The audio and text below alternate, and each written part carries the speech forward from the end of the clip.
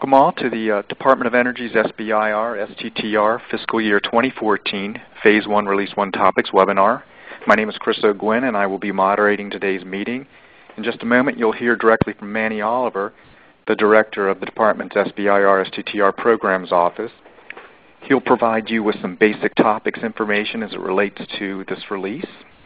Following Manny's discussion, you will then hear from many of the managers that oversee topics 16 through 28 as they will clarify their expectations and answer questions regarding their subtopics as received from many of you during the registration process. During this presentation, we'll take your questions via the on-screen chat text box at the bottom of your screen. So as you're hearing from these managers, please submit any topic-related questions you may have via this text chat box. And we'll group these questions, and then following each manager's presentation, we'll go ahead and read those to the managers, and they'll try to answer those as appropriate. Following the presentation, we'll go ahead and send you a link. If you are registered and if you're listening, then you will receive a link automatically to this recorded webinar. So let's go ahead and begin. Manny, would you like to go ahead and kick off? Yeah, okay, thanks, Chris.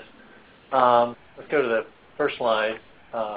As Chris mentioned today, I'll just give a short intro, just talking some basics about our DOE topics. There'll be 3 program officers represented today talking about the topics that are listed here that will take up most of the webinar. So next slide. Chris, are you going to? Okay, thanks. So first off, we are doing 2 Phase 1 releases this year, and these are grouped by the DOE programs that participate. For Release 1, we have 5 of the offices from the Office of Science, in addition to the Office of Defense, Nuclear Nonproliferation. And in Release 2, we have many of the applied programs in the Office of Fusion Energy Sciences. So I just wanted to point out the major change from last year is that the Office of Fusion Energy Science used to participate in Release 1, and they've moved to our second release. So if you're looking for their topics, they'll be coming out in October. Next. Here's the schedule for Phase 1 for this year for both of the 2 releases. Last week, the topics were issued. In mid-August, the funding opportunity announcement will be issued.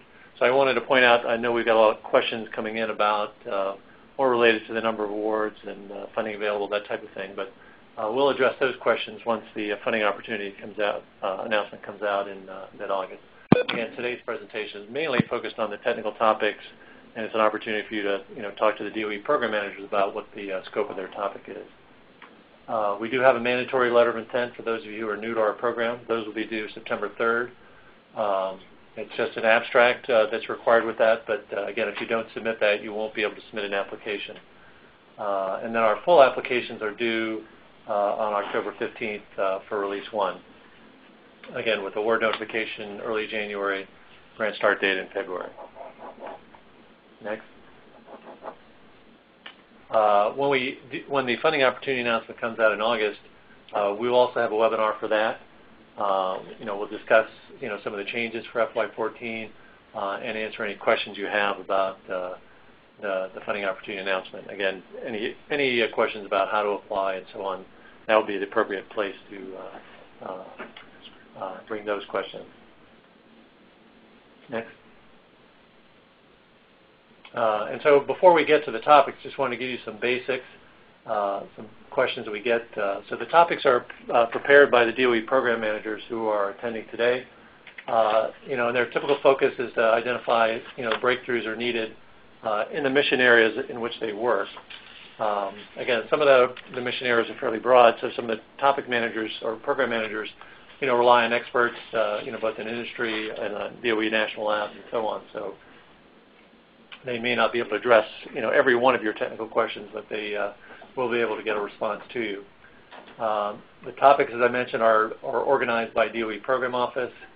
And for each of the topics, we do list the DOE program manager, and that's also broken down by subtopic. And again, the types of questions we're really looking for are really to, for those of you who are interested in applying, as to what's how to, for the manager to clarify the scope of what they're looking for.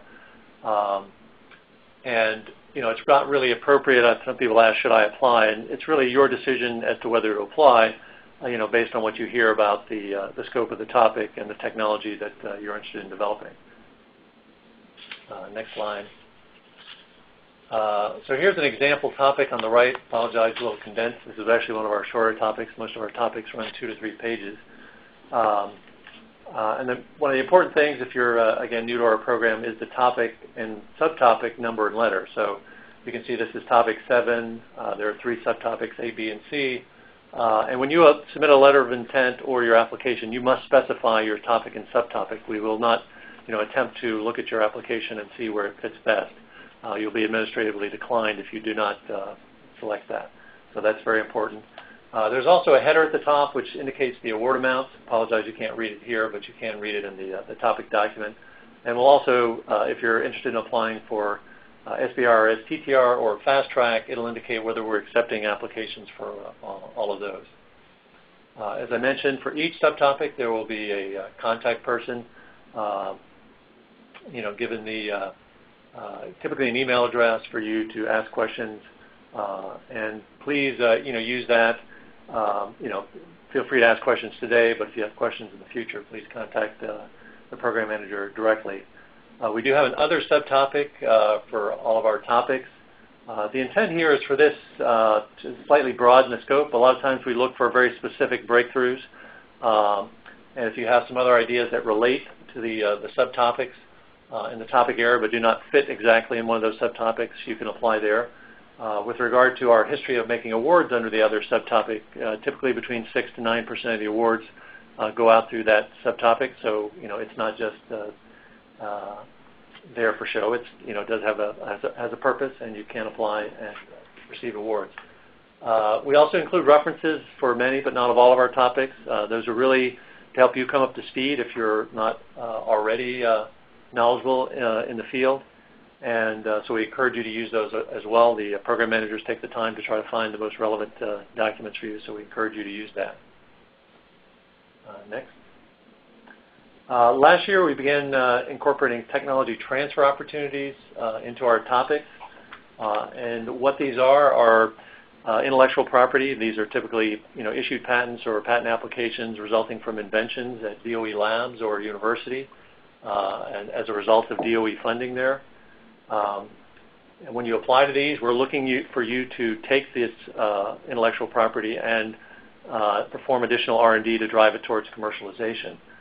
In addition to getting a grant award, you will also get an option to license the technology at the time you start your grant. There's much more details on the first couple of pages of the topic document. If you are interested in applying to those, we would ask you that you review those pages before submitting an application. Next slide.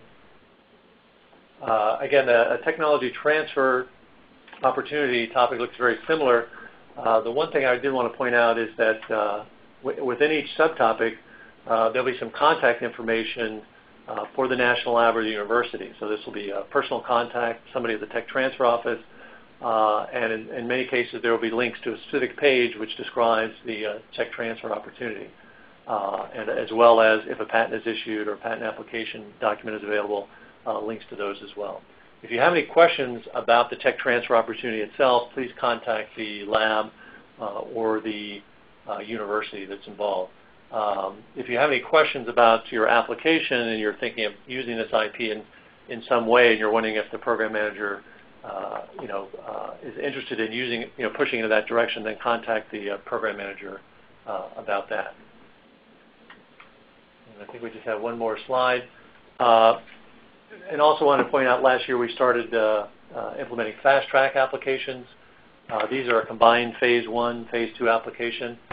And again, there'll be more information about the requirements for what you need to submit for those in the funding opportunity announcement. And I would say that, again, these will be a much more challenging application compared to a Phase 1 where you're typically looking for a 9-month grant. These would cover the 9-month Phase 1 as well as the 2-year Phase 2. You'll have to do a full commercialization plan that's required for the Phase 2. Again, we don't expect a large number of applications under Fast Track. Last year, about 4% of the applications came in, and the award rate for Fast Track versus Phase 1 were similar. But again, for many of our projects where you're doing a very exploratory or maybe high-risk type Phase 1, where Phase 2 isn't well defined until you complete Phase 1, Fast Track is probably not a good path. So that ends my introduction. Again, if you have any questions, not specifically about a topic, please feel free to contact our office. Here's our website where we do post a lot of information for you to look through. But you can feel free to call us by phone or to email us if you have any questions about our program. From this point, I'll turn it back to Chris, and then we'll go through the individual topics we're going to cover today. Thanks, Manny. And yes, if anybody has any questions that, as Manny mentioned, that are non-technical and not related to the topics, please hold off on asking those questions during this webinar. We will be having a webinar on the funding opportunity announcement when it opens up the week of August 12th. So stay tuned for that, and look for an email invite to register for that webinar. If you do need to ask any questions that are non-topic related, as Manny mentioned, go ahead and give us a call at that phone number on your screen, or shoot us an email. We'll be happy to answer those in turn. But for this go-around, for this webinar, we're just going to go ahead and focus on the topics. So we'll go ahead and move on to topic 16. We covered the first 15 topics in yesterday's webinar. So if you would like to hear anything in that regard, there will be a link on our website later this week that you can listen to those managers speaking about the first 15 topics. So topic 16, high-performance materials for nuclear application. I believe we have Sue Leska on the line, and she's going to cover these subtopics for you. Sue? Good morning. Thank you. So I think I'll start diving right into the questions that we've already received for this topic. The first is, what is the pathway for funding truly innovative, first-of-a-kind nuclear technology? And my first answer is through the SBIR program. That's exactly what this type of solicitation is designed for.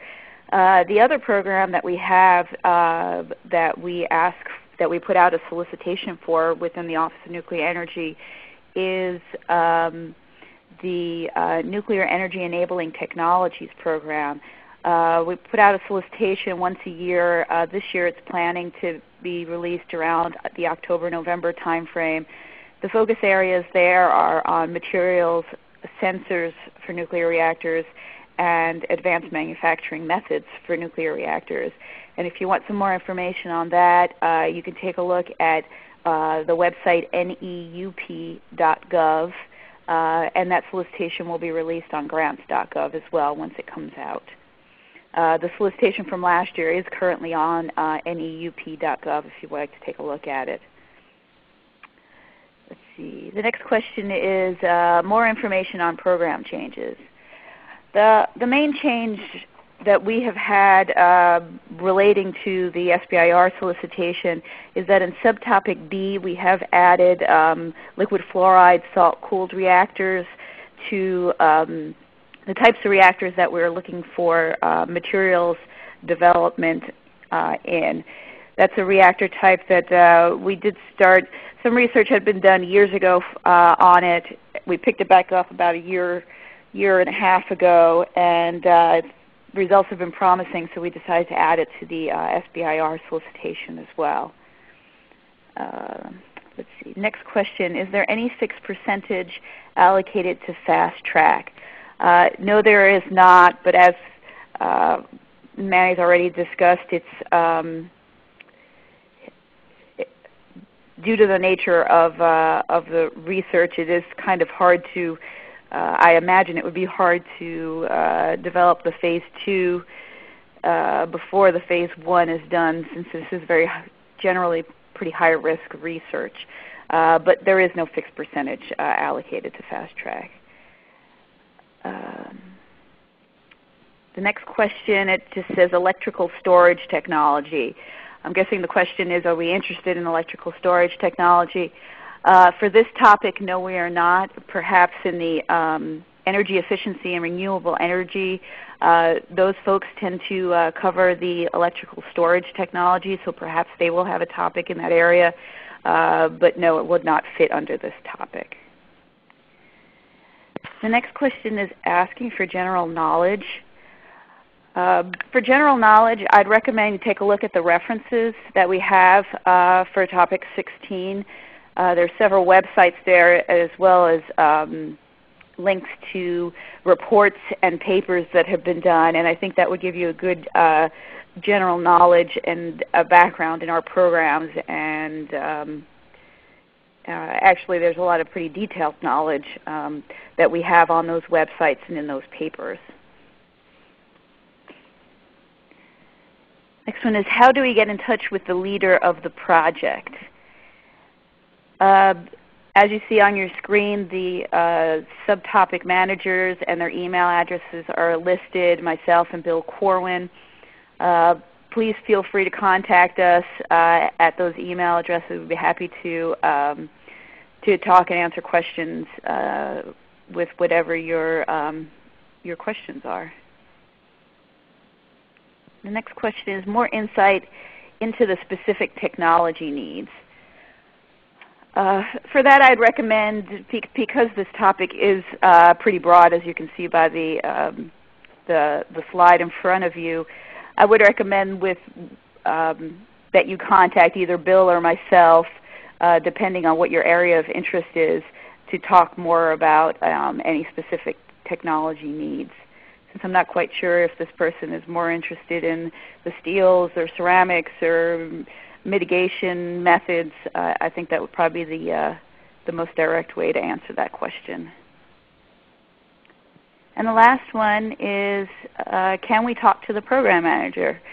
And yes, absolutely. Drop an email to either Bill or myself, and we'd be happy to discuss.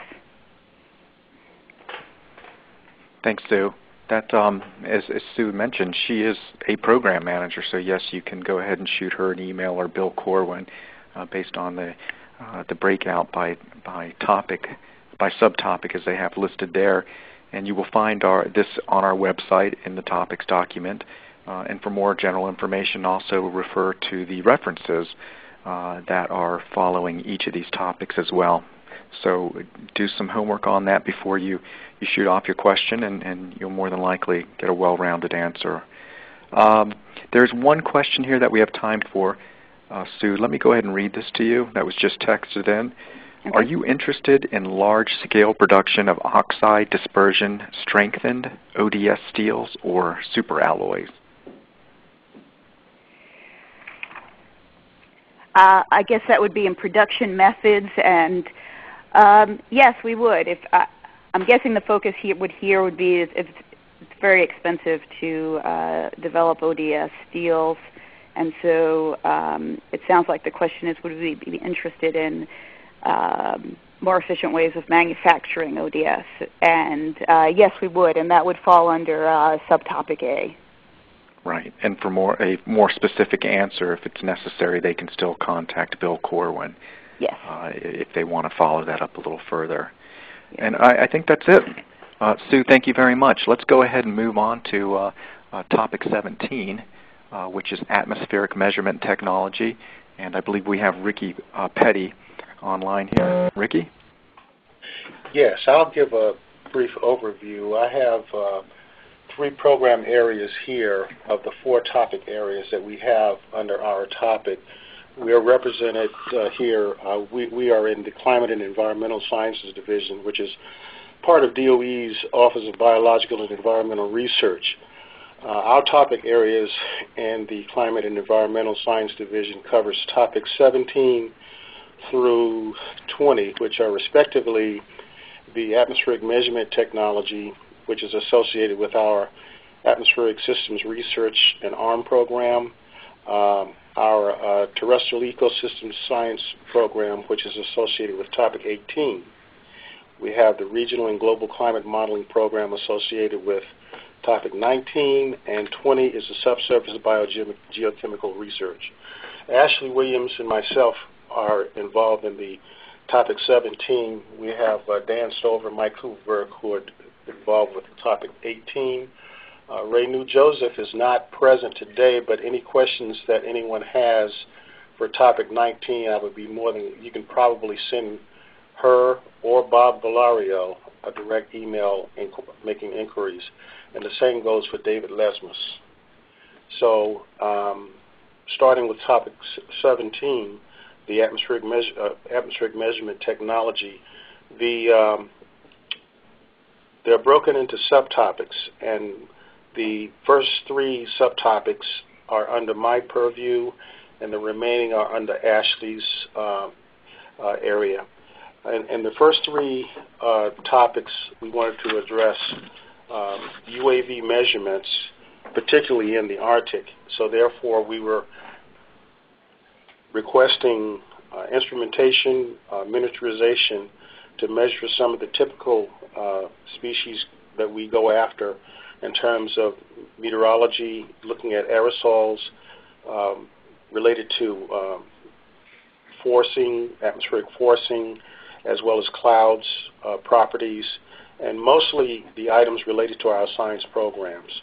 And we also would like to look at methane and carbon dioxide measurements using these same platforms, because since our focus is being in the Arctic, we're interested in the changing conditions in that region that's attributable to the warming. And I'll let Ashley talk about maybe some of his subtopics as well. Okay, I think Rick has introduced it. I say that this topic is largely related to interest either in the Armed Climate Facility or the Atmospheric System Research Program in our office. And the resulting measurement technology is to provide measurements that are illustrative of atmospheric processes that are climate relevant.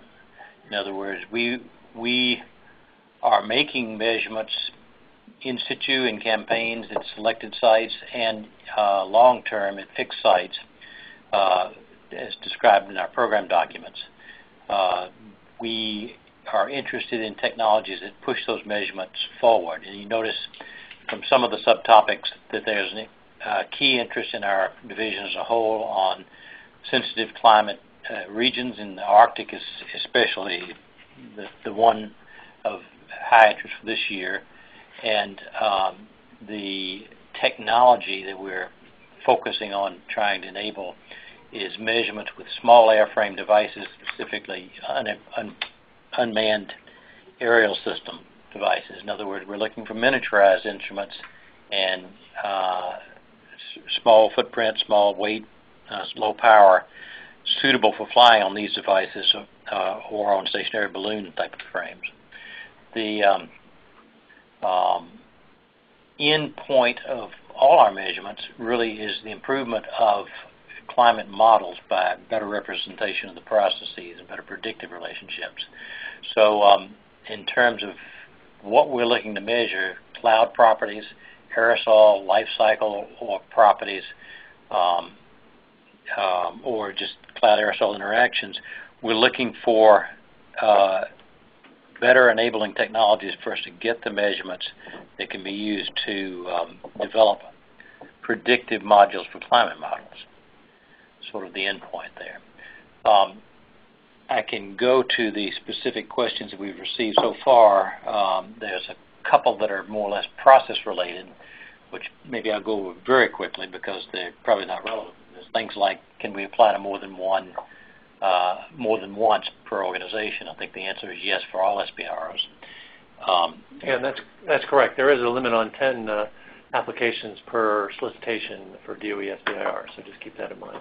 Yes, you'll wear out our patience long before that, but you're not limited to a single one. Probably a more relevant question to topic 17. One applicant asked, we have a technology that can address more than one subtopic.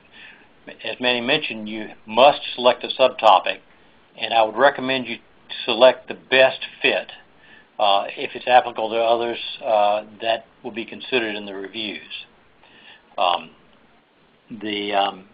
And the questions about amount of funding, if they're available, the individuals up there on the screen, total funding, frankly, I don't know, so I can't address that. And then I should mention, as we get into detailed topics, there's some that I found hard to understand the relevance of. There's a topic question on biomass, agriculture energy solutions. Those seem to be not directed toward topic 17, and they may be misfiled. They would be non-responsive to this. So I'm just encouraging you to check the topic, read the FOA when it comes out, and read very carefully and take seriously the details on the topic material. So Ashley, we do have a couple questions coming through here in just maybe another minute. So why don't if there's a relevant question that you've received during registration, maybe you can answer that, and then we'll go on over to the chat box and answer 2 questions from that. Hey, let me give two relevant questions. One is probably popped up in the chat box. One asked what precision is required of the measurements. That's a relevant question, but it needs more specificity. I recommend you email me directly on that. And the picking one question that popped up in the chat box is subtopic E supposed to be an assay of all organic aerosol precursors, a representative subset. I can give you a general answer. No, it's not comprehensive. A representative subset may be okay, but I advise you to keep in mind the end use of the data. We don't have a list of compounds we're looking for. We're looking for things that help us in the modeling endpoint. Let's go ahead and take a couple more. I think if you can read them. Okay. There's dimensions about the UAVs. I recommend you follow up offline because I can't answer that right now. And it just disappeared. Okay. Do proposals need to address testing both CH4 and CO2? Any other species? That's 19. Oh, sorry. Here's one for 17A. This wasn't. Right. That was for 17A. We would like to mimic whatever measurement criteria that carbon cycle. I think methane and CO2 were both mentioned, right? No, we are not. You're not doing that. That's right. Okay. But I think the 1 hertz frequency was something that I think we put in as a requirement, and anything close to that is acceptable.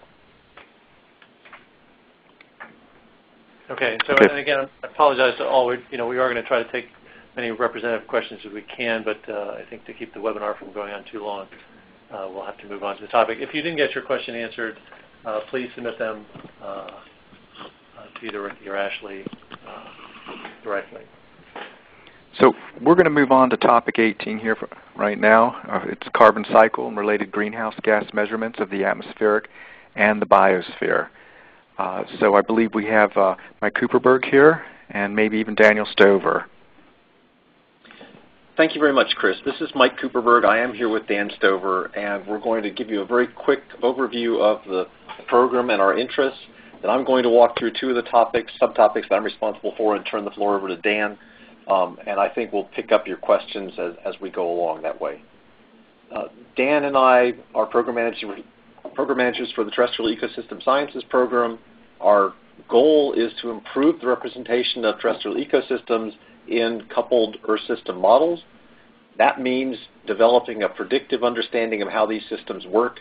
And in general, what we're interested in is the cycling of greenhouse gases into and out of terrestrial ecosystems.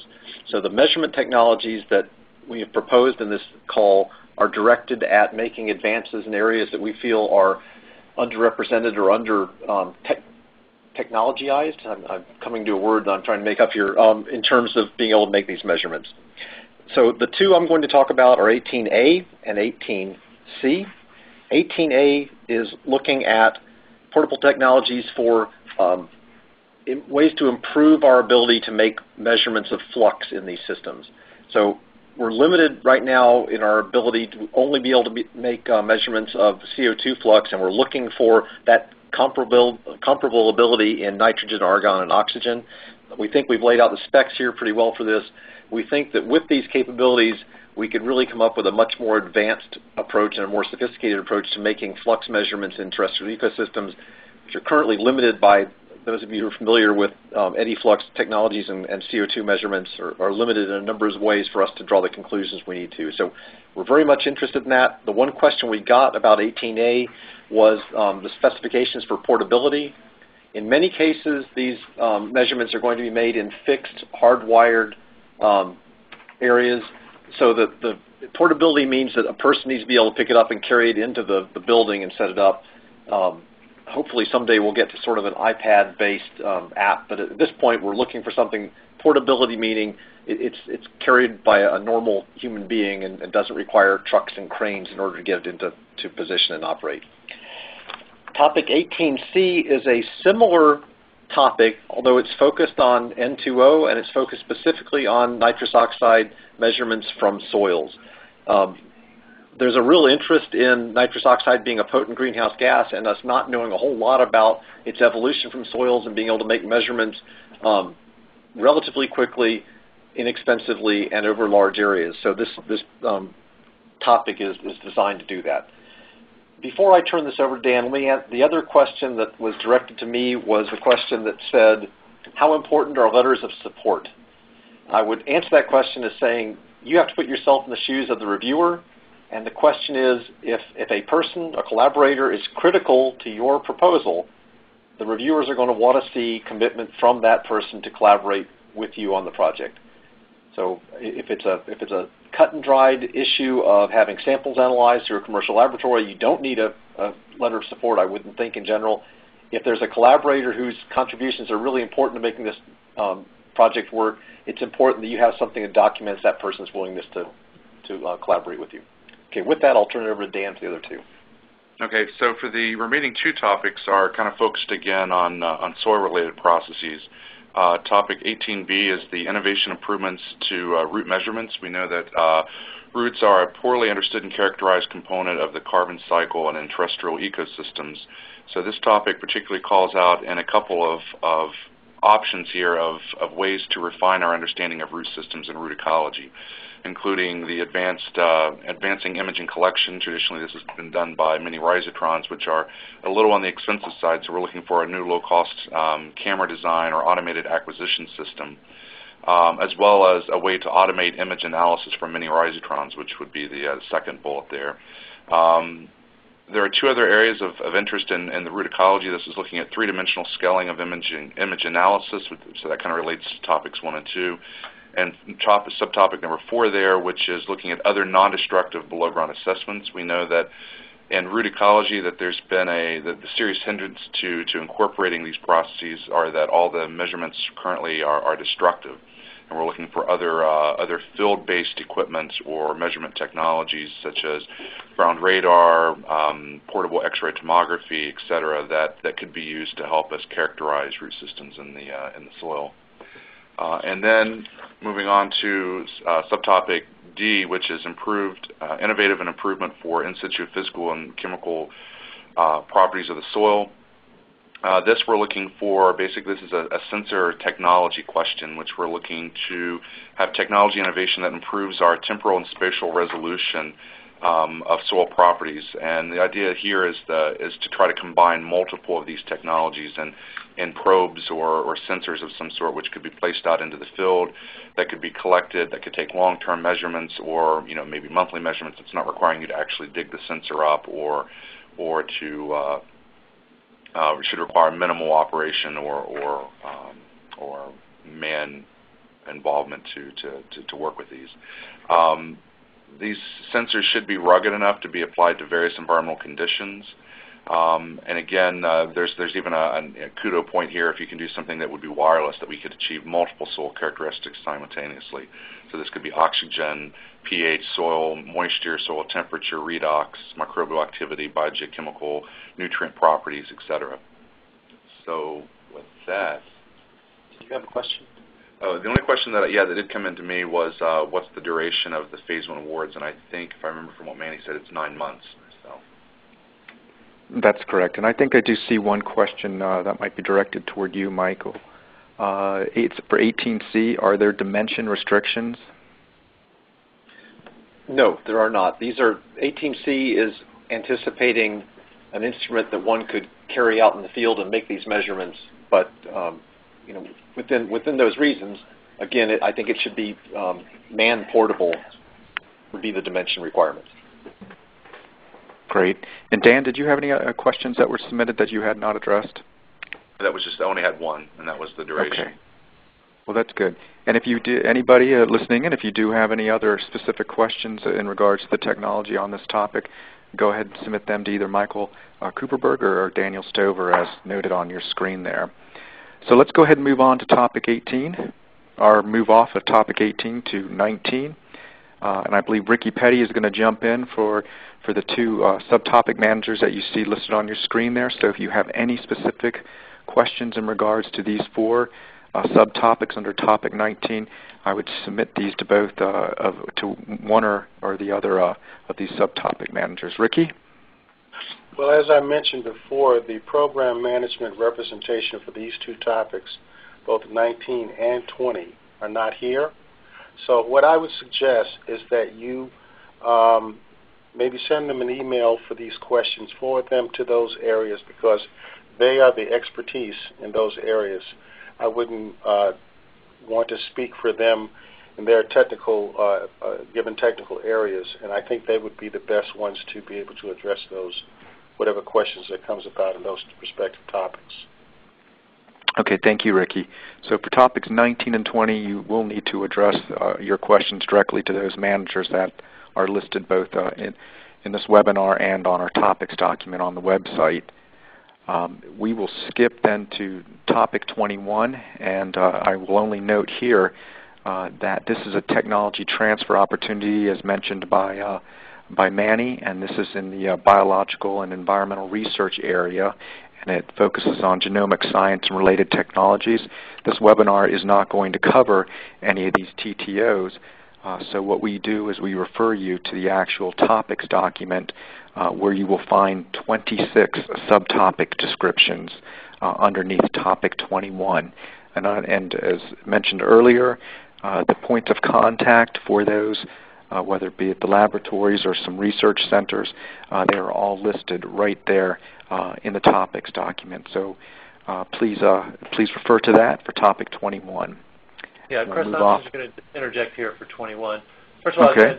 there was one question that came in earlier for topic 17 and 18. It was referring to, do we have any, basically a website for people interested in partnering and things like that. So in the SBR program, we do not have that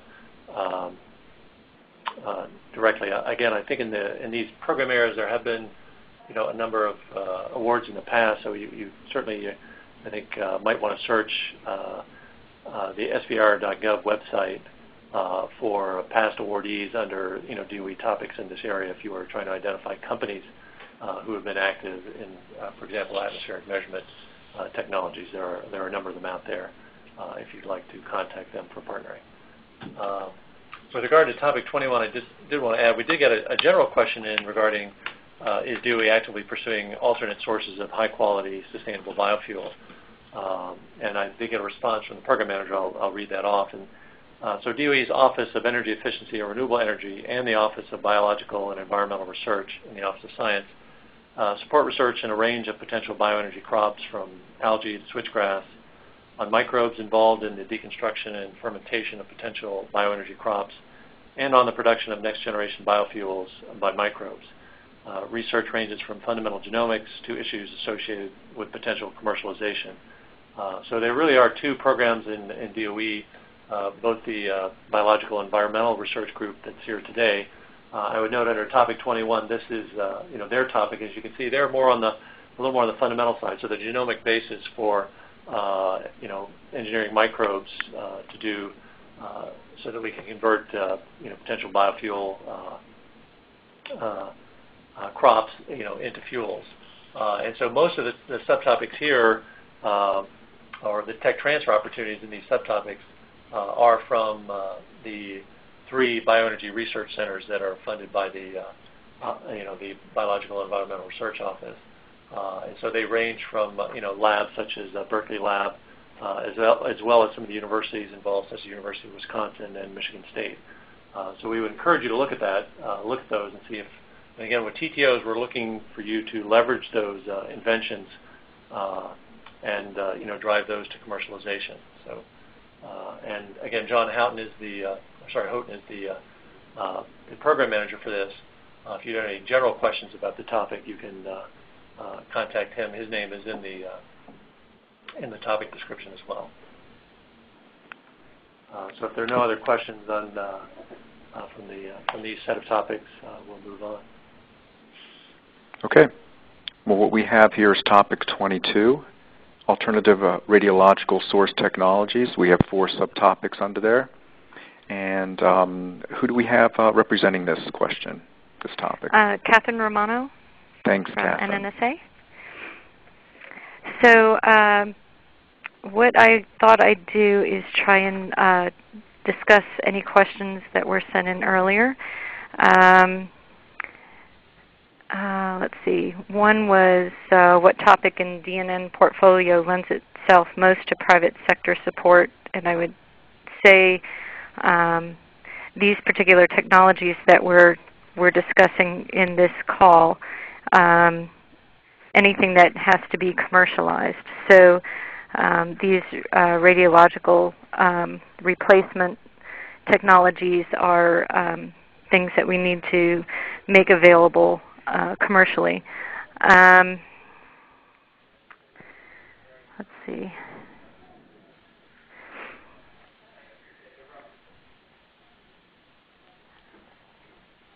Okay, there aren't really any other questions that were specific to this particular topic. So basically, as far as the alternative blood irradiator technologies, there are some X-ray technologies being employed today. However, we are looking specifically for improvement in functionality, so reliability, cost of use, those types of things. So a general improvement in the functionality of these devices. The replacement for the radiography sources, radium-192, is basically, if you do a quick search, we're looking for gamma radiation or X-ray radiation in the 300 and 400 keV range for industrial radiology, or I'm sorry, radiography.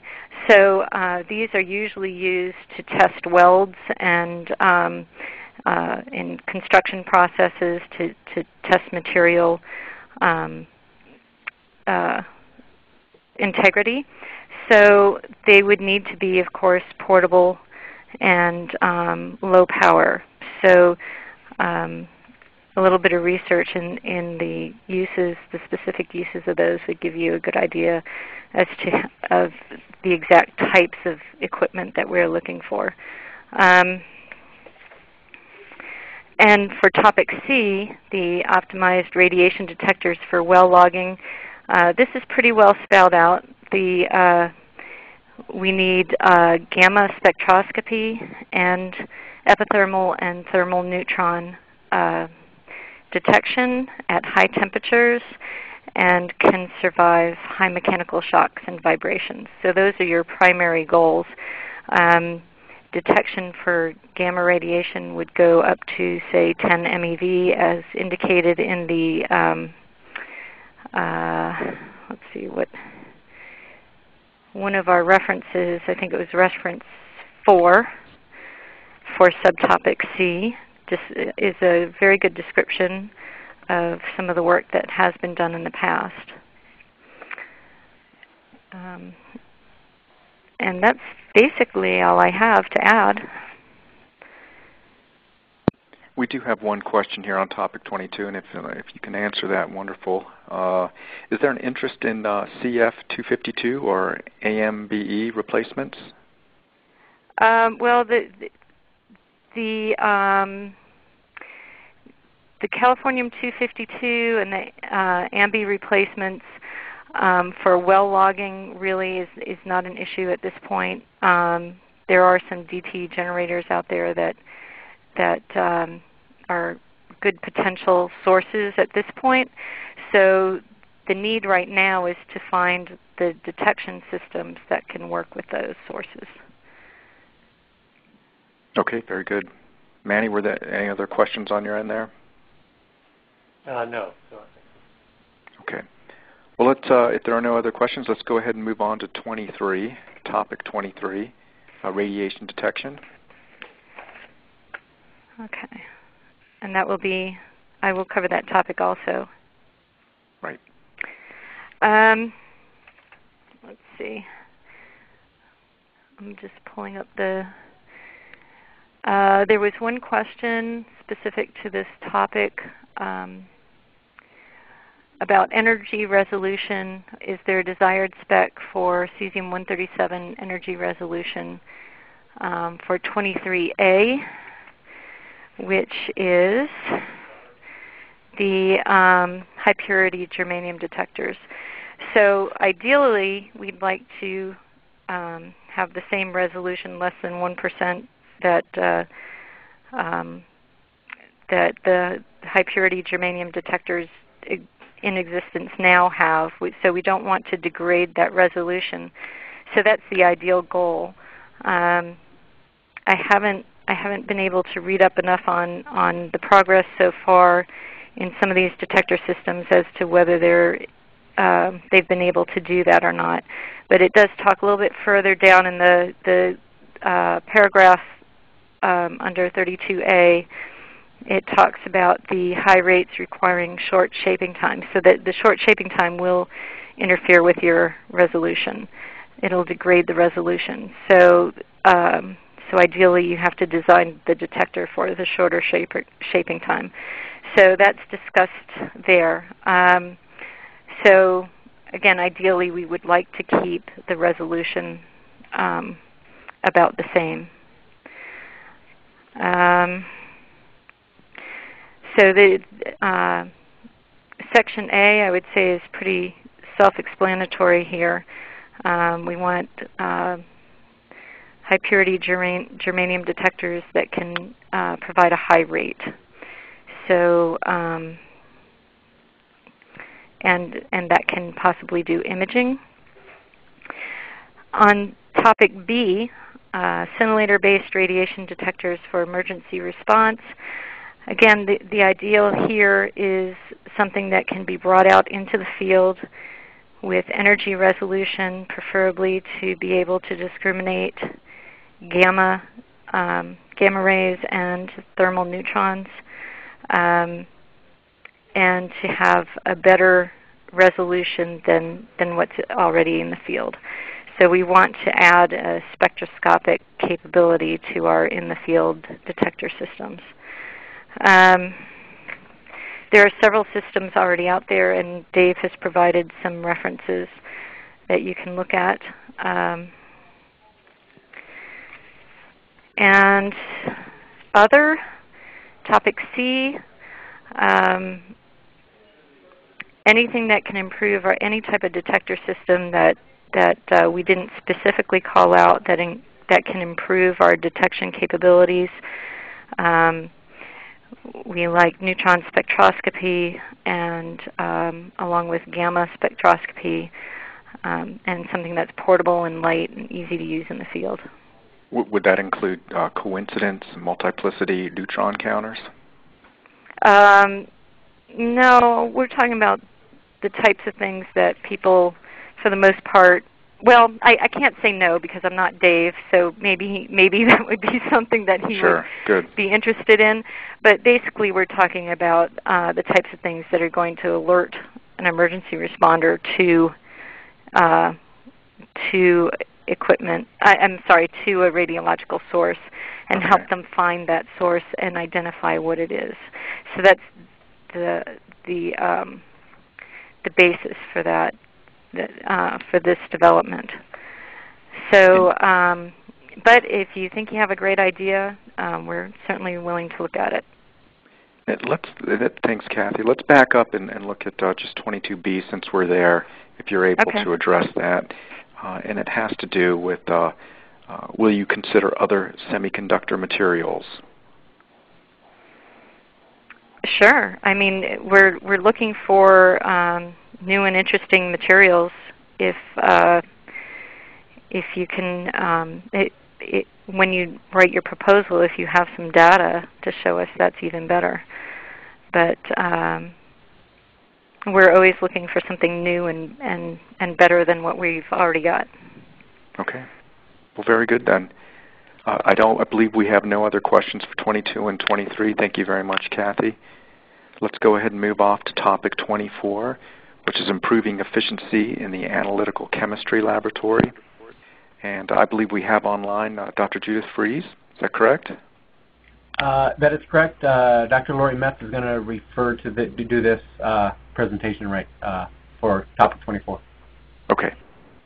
Yes, so one thing I'll just mention before we go into the questions is the topic is pretty broad, saying improving efficiency in the analytical chemistry laboratory. So in particular here, what these topics are and subtopics are written to are analyzing environmental samples within an analytical chemistry laboratory, both stable and radioactive samples for analytes ranging the entire periodic table, so things that would be found in an environmental sample. And so then all of the subtopics revolve around improving efficiency in analyzing environmental samples. So also improving reproducibility. That's another main thing there. That the from column to column in subtopic A and then sample to sample, having reproducibility is very important. So I guess we had one question that came in ahead of time that was kind of broad. It wasn't really focused on this topic. But I guess we could answer it. It said how many people apply to, I guess we could answer it to this type of topic. And it seems like anywhere from 2 to 8 people responding to one topic in this type. So we could answer it that way. That was the only question that we got on here. I didn't know if there was anything else. Oh.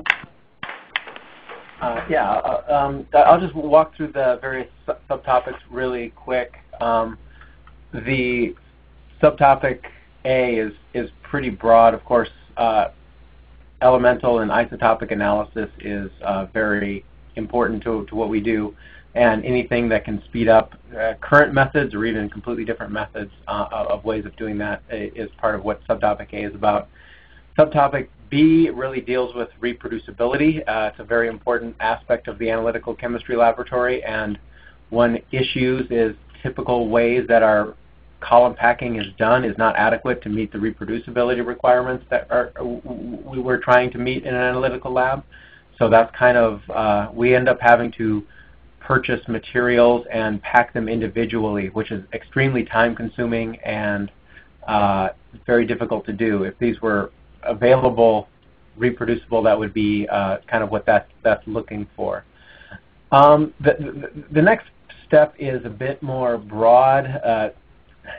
It's looking for tools for automation, tools for in time-consuming steps in the laboratory. And what we're talking about there is simple things like you're doing chemistry and you do a separation, and the separation comes out in one chemical matrix and it needs to be transposed into another chemical matrix. And that step takes hours upon hours upon hours. Rapid ways to do these time-consuming steps is really what that topic C is looking at. And lastly, subtopic D, there are commercially available high-purity reagents out there, and oftentimes they are not pure enough.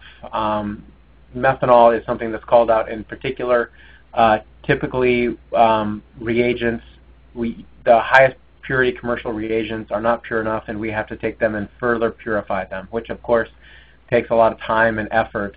And if they were commercially available to the levels that we need, that's kind of the idea. Methanol is called out in particular, but this is really true across many reagents, from acids to bases to vitamin C, ascorbic acid. Is all of these things are they're high purity available, but they're not good enough for the type of environmental analysis that is being done. So that kind of covers topic 24. Tom Keith is the program manager. Please contact him with specific questions about these. I'll answer what I can if there are any questions available. We do have one question here. Thank you. This is by environmental samples. Do you mean IAEA type swipes, or are you including WAES? I'm not even sure what those acronyms are. You probably are well aware. I would say IAEA type swipes is one example of an environmental sample, but not limited to that. It could be a gram of soil. It could be vegetation. It's really a wide range of environmental samples. The IAEA swipe is one example. Okay. And did you cover here the WAES? The ways? I'm not actually familiar with that. I don't know what that is. Okay. Well, I'll just have to ask the questioner to go ahead and submit that directly in more detail to Thomas Keys there later on.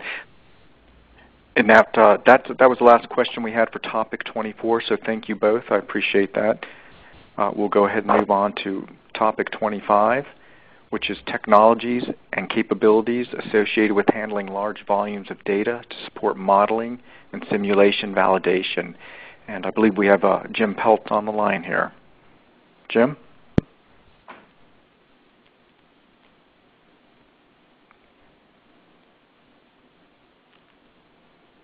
We had Jim Peltz on the line here.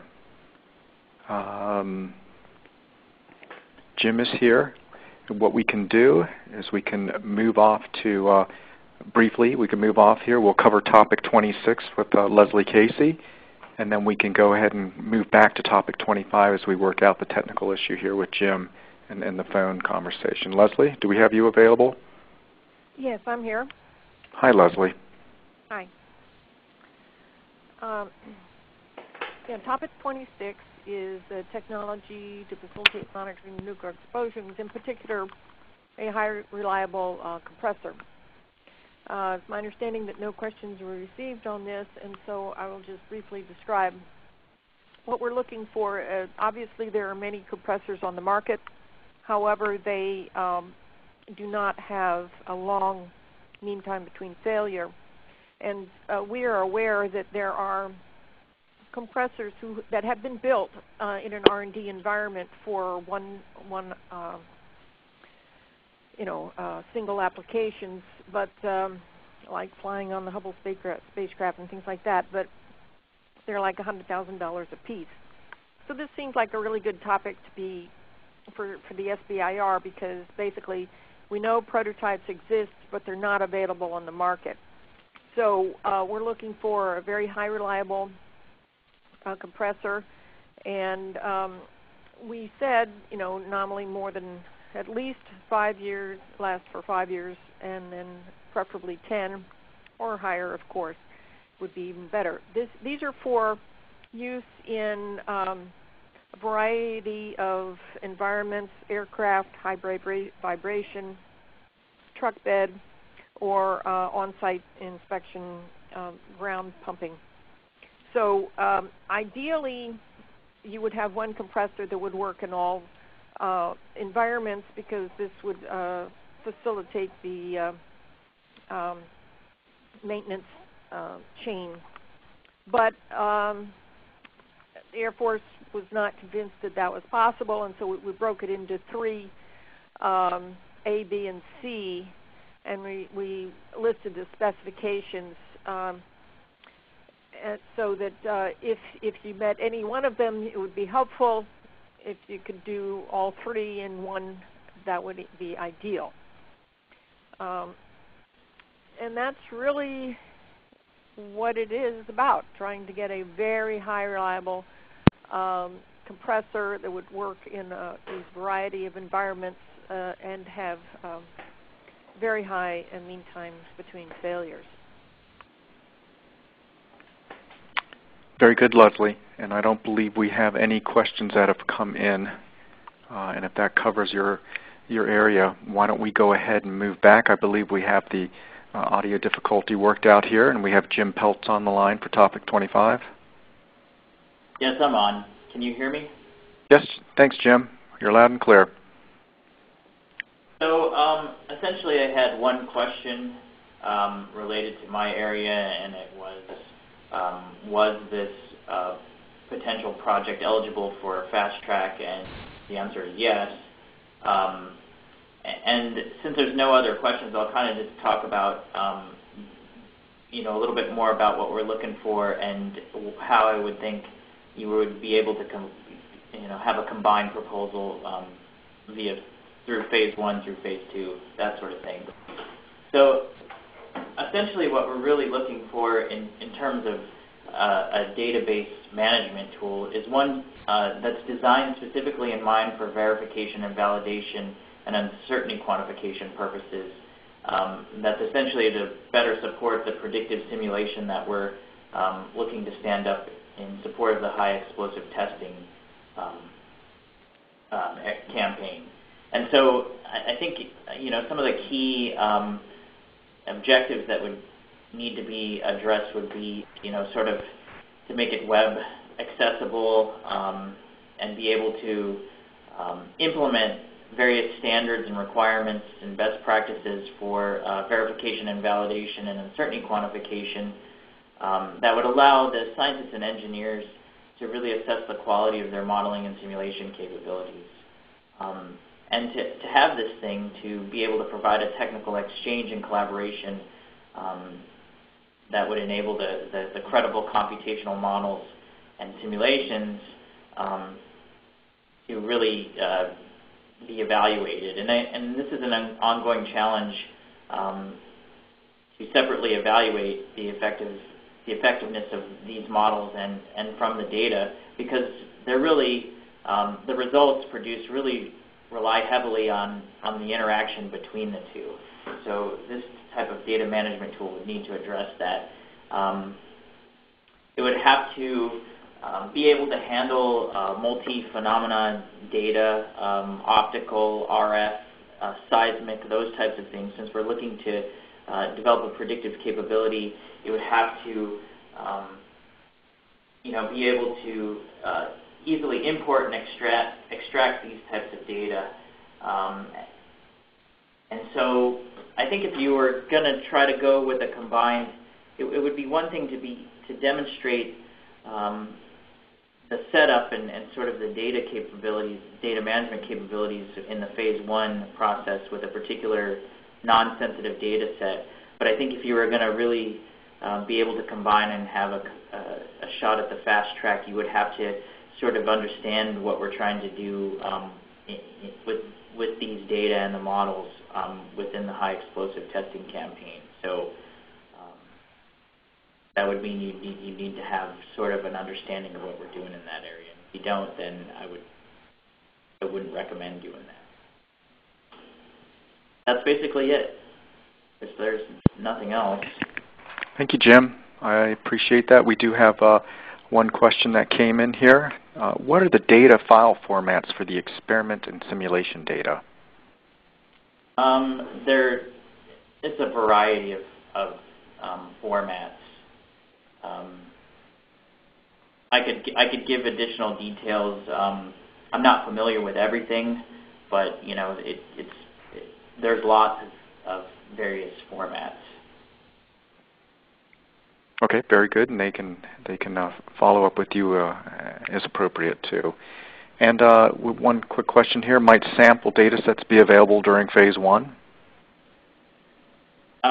Yes, I think I could get that information. I could make that available. Okay, Jim, I think that covers it for topic 25. And I will tell you we've covered topic 26. And topic 27, we were just told that we will not have anybody representing this topic. Again, if you have any questions that are specific to topic 27, you can email those to Victoria Franks, as is listed here on the webinar and our topics document.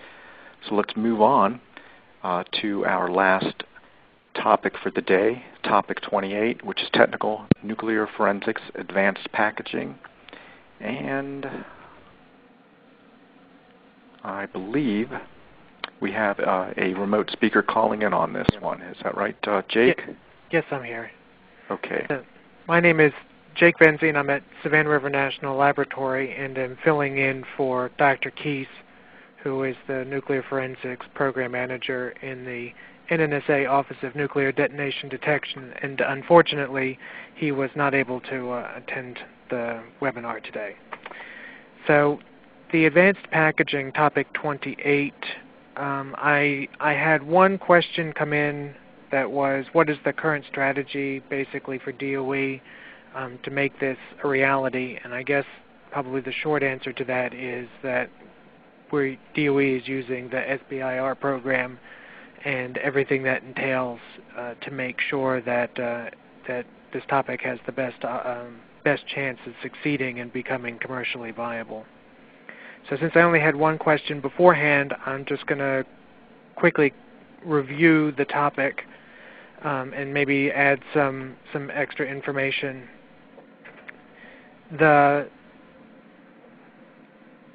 For nuclear forensics, I think it's important to consider, at least for this particular topic, that evidence can basically be anything that is radiological in nature itself or may be contaminated with radiological material.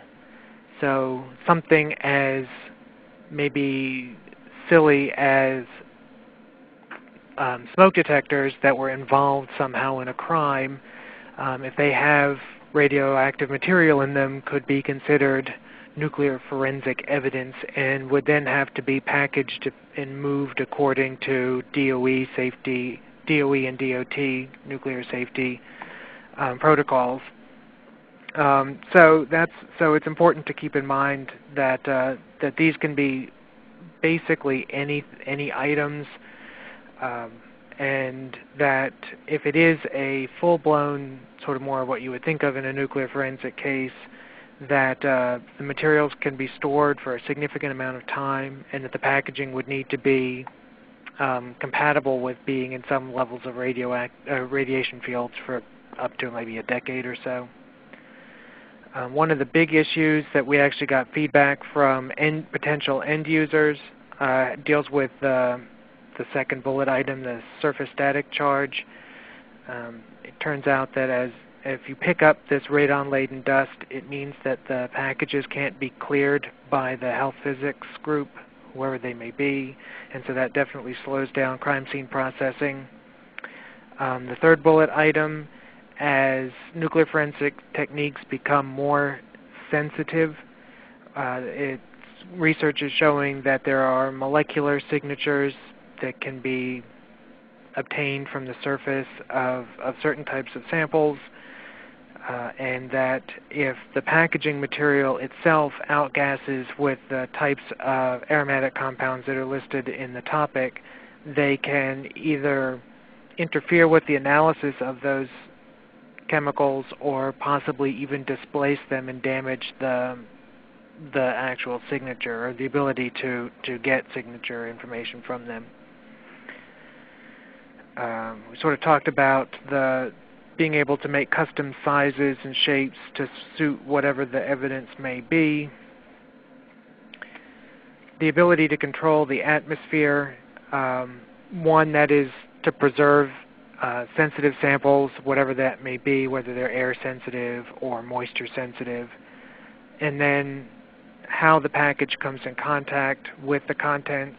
You might think about a fingerprint on a soda can, a non-porous surface. It would be very easily smeared, so you would want to either maybe inflate the package so that it didn't rub, or somehow, actually created a vacuum so that it touched once but then did not move after that. And then sort of labeling, kind of common permanent markers. And then obviously if we can see inside, that makes life a lot easier for all involved. And then from radiological control, you want the material, the packaging system to be robust. And with that, I guess, if we have any questions. Jake, I don't see any questions being texted in at this moment. I think you covered it very well. I appreciate your insight on that. Let me point out that on the screen there that the topic manager for this is not Victoria Franks. It is Thomas Keys. It is correct in the document, the topics document online, but we will. Let me just read this off to you. It's Thomas, Thomas, KIESS at nnsa.doe.gov. So that is the person that you'll want to go ahead and email your specific questions to for topic 28. And if you do, let me go ahead and just mention to you again that tomorrow, webinar 3, that will cover topics 29 through 40. For this release, we have 40 topics. This webinar covered topics 16 through 28. Yesterday's webinar was 1 through 15, and tomorrow's webinar, if you want to register, you can find the registration link on our website, and you can register for the tomorrow's webinar. The web link for this recorded webinar will be made available to you and be posted on our website. We'll send this to you in an email if you are registered for that. And do not forget that the funding opportunity announcement for this release will open on August 12th. And we'll have a webinar specifically focused on the specifics of an FOA on the 16th of August as well. So, Manny, let me turn it on over to you to close out. Okay, and I just want to thank everybody for attending. We didn't have as many questions today, so hoping this format is still useful, even if we're just hearing from the program managers. But please let us know if you have any other suggestions for improving when we announce topics to help clarify to the small business community what DOE is looking for in these areas. So thanks, everyone.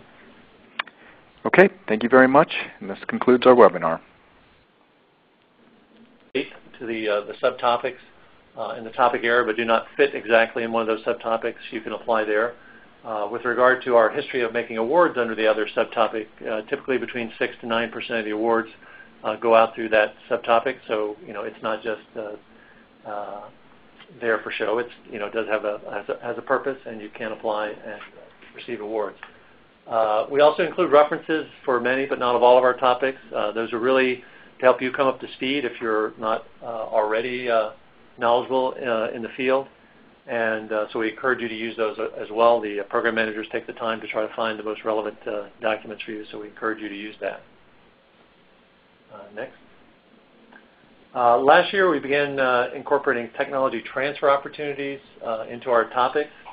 And what these are intellectual property. These are typically issued patents or patent applications resulting from inventions at DOE labs or university and as a result of DOE funding there.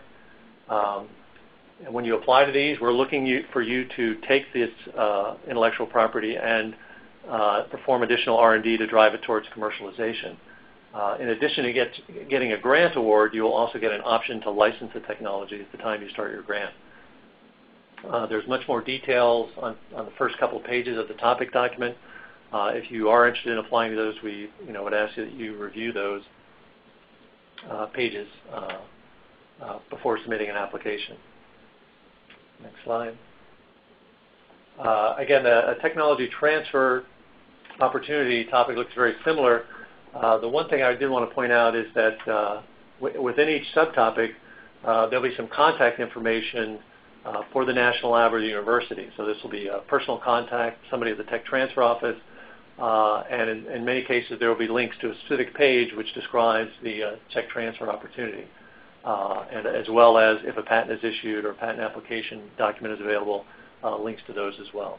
If you have any questions about the tech transfer opportunity itself, please contact the lab or the university that's involved. If you have any questions about, for Release 1, we have 5 of the offices from the Office of Science, in addition to the Office of Defense, Nuclear Nonproliferation. And in Release 2, we have many of the applied programs in the Office of Fusion Energy Sciences. So I just wanted to point out the major change from last year is that the Office of Fusion Energy Science used to participate in Release 1, and they've moved to our second release. So if you're looking for their topics, they'll be coming out in October. Next. Here's a schedule for Phase 1 for this year for both of the two releases. Last week, the topics were issued in mid-August. The funding opportunity announcement will be issued. So I wanted to point out, I know we've got a lot of questions coming in about more related to the number of awards and funding available, that type of thing, but we'll address those questions once the funding opportunity comes out, announcement comes out in mid-August. Again, today's presentation is mainly focused on the technical topics, and it's an opportunity for you to talk to the DOE program managers about what the scope of their topic is. We do have a mandatory letter of intent for those of you who are new to our program. Those will be due September 3rd. It's just an abstract that's required with that, but again, if you don't submit that, you won't be able to submit an application. And then our full applications are due on October 15th for Release 1. Again, with award notification early January, grant start date in February. Next. When the funding opportunity announcement comes out in August, we will also have a webinar for that. We'll discuss some of the changes for FY14 and answer any questions you have about the funding opportunity announcement. Again, any questions about how to apply and so on, that would be the appropriate place to bring those questions. Next. And so before we get to the topics, just want to give you some basics, some questions that we get. So the topics are prepared by the DOE program managers who are attending today. And their typical focus is to identify, breakthroughs are needed in the mission areas in which they work.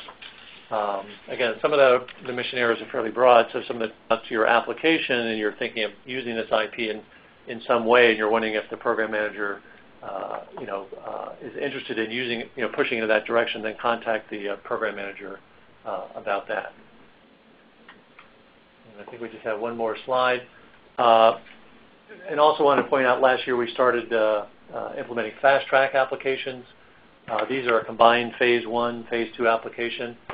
And again, there'll be more information about the requirements for what you need to submit for those in the funding opportunity announcement. And I would say that, again, these will be a much more challenging application compared to a Phase 1 where you're typically looking for a 9-month grant. These would cover the 9-month Phase 1 as well as the 2-year Phase 2. You'll have to do a full commercialization plan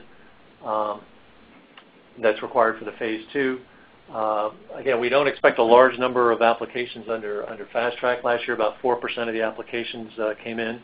And the award rate for Fast Track versus Phase 1 were similar.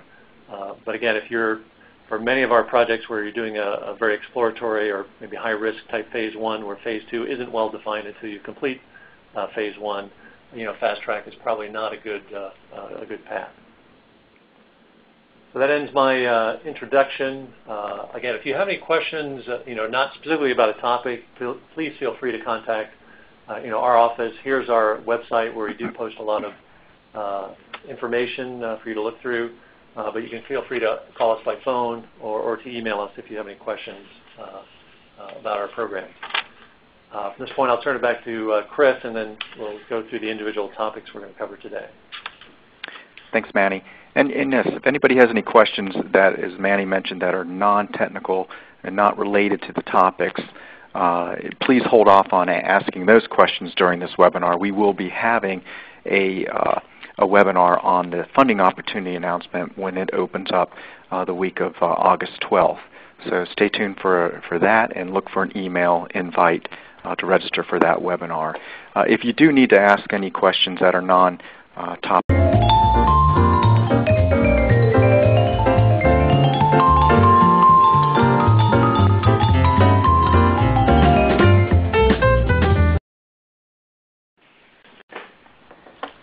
welcome all to the Department of Energy's SBIR, STTR Fiscal Year 2014 Phase 1 Release 1 Topics webinar.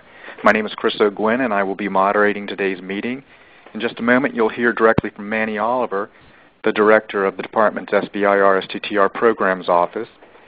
He'll provide you with some basic topics information as it relates to this release.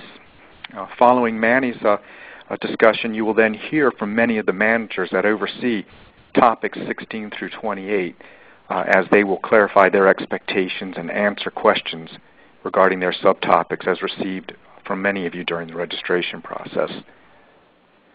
During this presentation, we'll take your questions via the on-screen chat text box at the bottom of your screen. So as you're hearing from these managers, please submit any topic-related questions you may have via this text chat box. And we'll group these questions, and then following each manager's presentation, we'll go ahead and read those to the managers, and they'll try to answer those as appropriate. Following the presentation, we'll go ahead and send you a link. If you are registered and if you're listening, then you will receive a link automatically to this recorded webinar. So let's go ahead and begin. Manny, would you like to go ahead and kick off? Yeah, okay, thanks, Chris. Let's go to the first slide.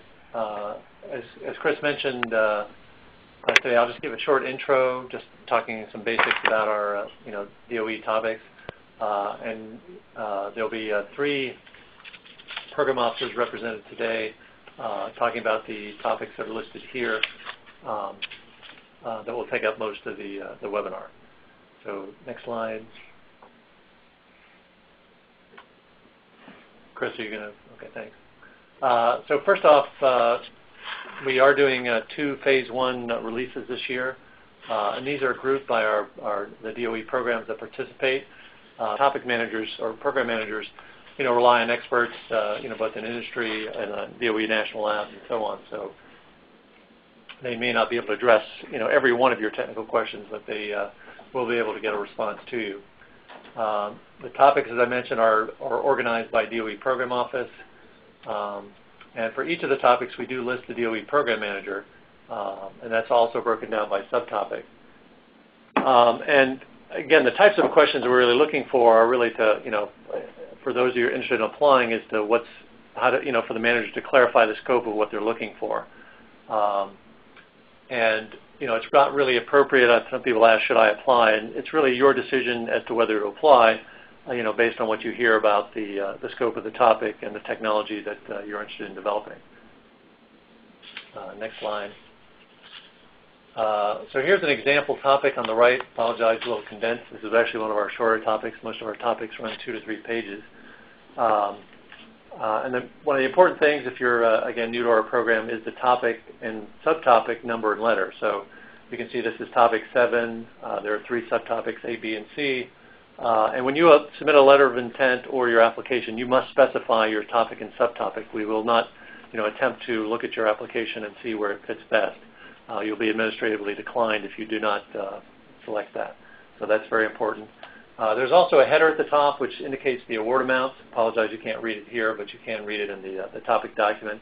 And we'll also, if you're interested in applying for SBR, STTR, or Fast Track, it'll indicate whether we're accepting applications for all of those. As I mentioned, for each subtopic, there will be a contact person, given the typically an email address for you to ask questions, and please, use that. Feel free to ask questions today, but if you have questions in the future, please contact the program manager directly. We do have an other subtopic for all of our topics. The intent here is for this to slightly broaden the scope. A lot of times we look for very specific breakthroughs, and if you have some other ideas that relate